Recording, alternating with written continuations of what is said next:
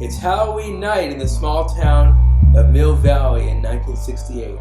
Richard Nixon is president, the Vietnam War is raging, Night of the Living Dead has just opened, and a group of diverse teenagers is locked inside a haunted house that has books in it by a woman named Sarah Bellows, a woman who is accused of murdering children and is a ghost.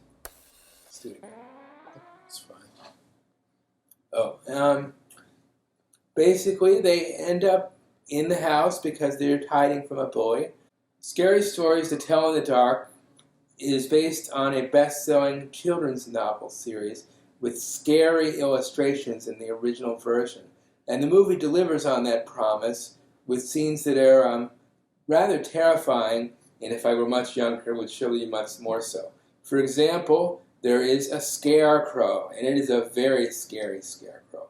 There is also an episode about a big toe that I will never forget that didn't sound like much on paper, but on screen, it was pretty good. A corpse comes back looking for its big toe. And then there is an episode about a zit from hell, which is a nightmare I personally had as a teenager, although I'm different from the ones in this movie. The movie is co-written and produced by Guillermo del Toro, the Oscar-winning filmmaker who made Pan's Labyrinth and The Shape of Water, and his films are always reliable.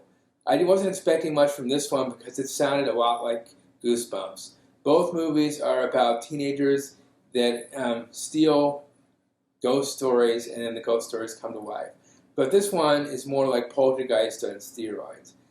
It's pretty good as far as these horror films go. It's not too gruesome that teens can't see it, but it is gruesome enough that it should scare them.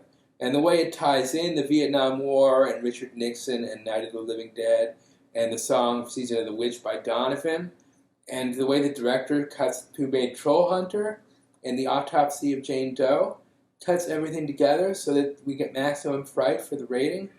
Also, the film is not too long. Because of this, I would give the film a recommendation. It's not the best film I've seen this year.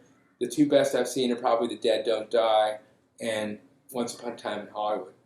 But it is a good film, and I'd like to watch it again on streaming or whatever. I enjoyed it.